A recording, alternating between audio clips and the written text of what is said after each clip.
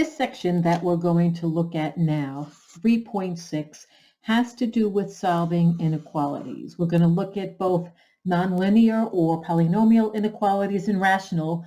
For this video and the next one, we'll focus on polynomial inequalities. And they are statements that look like this. F of x, which is a polynomial, is either less than 0, greater than 0, less than or equal to 0, or greater than or equal to 0.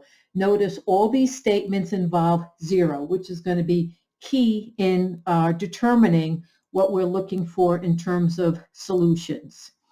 So let's take a look at the steps we're going to go through for solving, and then an example using these steps where they'll make more sense. First, as I said, make sure you see a 0 on one side of the polynomial. So either f of x is less than 0 or greater than 0, or less than or equal to, greater than or equal to. It doesn't really matter, but we need to see that 0, if it's bigger than or smaller than 0. Because if we have a statement where f of x is greater than 0, any numbers bigger than 0, we're looking for positive values, positive solutions. On the other hand, if our statement is f of x is less than 0, that tells us what we're looking for in terms of a solution are negative numbers. So we need to see the 0 on one side of the polynomial. Next, we are going to find boundary points by solving an equation. So what we're going to do here, as it says, is we're going to replace the inequality symbol with an equal sign and make it an equation and solve the equation. Those values, those solutions that we get are going to be our boundary points. Then next, we're going to take a number line and we're going to place the boundary points on the number line. That's going to divide our number line up into intervals. And so that we are going to look within these intervals to see if we have positive or negative activity going on. How do we do that? We're going to choose a number. We're going to call it a test value. Any number will do in an interval.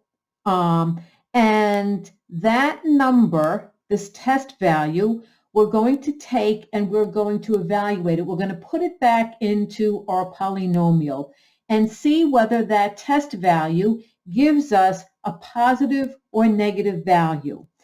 If the value is positive, then that implies that not only is that interval positive for that particular test value, but within that interval, any numbers that we choose within that interval will also be positive. So that test value is a sample, if you will, of the activity for that entire interval. We also have the other version of that. If our test value gives us a negative value when we put it back into our polynomial, then that indicates that that interval is going to be negative for all the numbers in that interval. So these test values we're going to take a look at, but they're going to indicate the behavior for all the other numbers in that interval. Last but not least, we are going to write the solution using the intervals that satisfy the given inequality. So going back up here, if our initial inequality was greater than 0, we're looking for positive values. So any intervals that gave us, that had positive numbers, positive information, will be part of our final solution. If they were any intervals that are negative, if we're looking for positive, any negative numbers would not be included here. However, if our initial statement was looking for less than 0 negative numbers, then the negative intervals would be our solution. And in this case, any positive information we would ignore because it's not going to satisfy our statement. Here I have a note. This process even though I've spoken about simply greater than or less than, this process would be the same if our inequalities were involving the either less than or equal to or greater than or equal to. The difference here is that our boundary points would be included in our solution, whereas with straight less than or greater than inequalities, our boundary points are not part of our solution. So let's take a look at our first example here. We have the less than or equal to 0. So I'm going to change my colors here. So this means less than or equal to 0. We are going to be on the lookout for negative intervals. So, whoops, down here, negative intervals. So what do? We take our inequality, 3x squared plus 16x plus 5, and now we put an equal sign in there in place of the inequality, and we make an equation.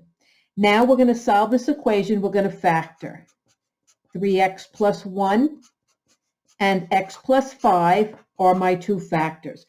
I'm going to make another video for this homework section that will be a review of factoring. I'm not going to go through the factoring now, but if you need a review of factoring, watch the next video that I will make.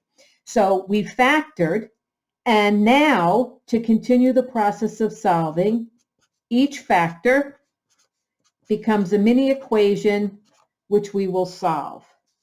So here, just to minus 1, I'll do this one out in case people are forgetting. 3x is equal to negative 1. Divide by 3, divide by 3.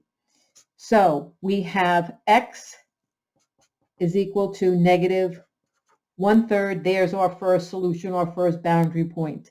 This side is simpler. We have x is equal to negative 5. So there are our two solutions, which are going to be boundary points. So coming to our number line, we have a boundary point of negative 5. I'm going to put that here. I don't get crazy with my intervals, just the information that we need. So notice I'm not putting, -6 and doing all that jazz. We just need to put the numbers that we're going to be taking a look at. So here are our two boundary points. Now, of course, if you want to get fancy with your number lines, by all means, go ahead. Negative 5 and negative 1/3. So there are our boundary points. Notice I have circled them because I want to be clear these are my boundary points, because we are going to introduce now these test values. So we've taken our number line and we've broken it up into chunks. So we have this chunk from negative infinity to negative 5, this chunk from negative 5 to negative 1/3, and then this interval from negative 1/3 to positive infinity. So we need to pick a test value in each of these intervals. So I'm going to choose negative 6. Could I have chosen negative 7 or negative 22? Yes. I always try to keep my numbers small though, so I'm going to just go to negative 6. In between negative 5 and negative 1/3, I'm going to go for negative 1. Again, we could choose any number. If I can use zeros and 1, I do so just because it keeps the math easier. And then in this interval greater than negative 1/3, I'm going to go with my 0. So our test values, we have negative 6, we have a test value of negative 1, and then we have a test value of 0. So there's our test value. So now what do we have to do? We have to take each of these. So take this negative 6 and go back and put it into our polynomial. Now, you could either go back to the original polynomial statement and substitute in there and see if it gives you something that's less than 0, or I like to work with the factored form For me, the math is a little bit easier to do without using a calculator. So let's try that approach. So -6, let's put the -6 in here. 3 times -6 is -18. -18 plus 1 is -17. I don't worry about the numbers. I don't care that it's -17. I just care about the signs. Is it positive or negative? Coming to this factor, -6 plus 5 is -1. Again, I don't care about the number 1. I just care that it's negative. And now a negative times a negative is a positive. So in this interval here, we have positive values. Now let's move on to the test value of -1. Again, I'm going to put it into my factored forms. 3 times -1 is -3. -3 plus 1 is -2, a negative number. -1 plus 5 is +4. A negative times a positive is a negative. So in this interval where we have our test value of -1, we have negative values. Now for 0, test value 0, 3 times 0 is 0. 0 plus 1 is 1, +1. So we have a positive. 0 in this factor, 0 plus 5 is 5, +5. And now a positive times a positive is a positive. So in this interval where we had our test value of 0, we have positive values. So we've identified on our number line where we have positive values and where we have negative values. Going back to our initial statement here, we're looking for negatives. So our negative activity occurs in here. So there is our solution.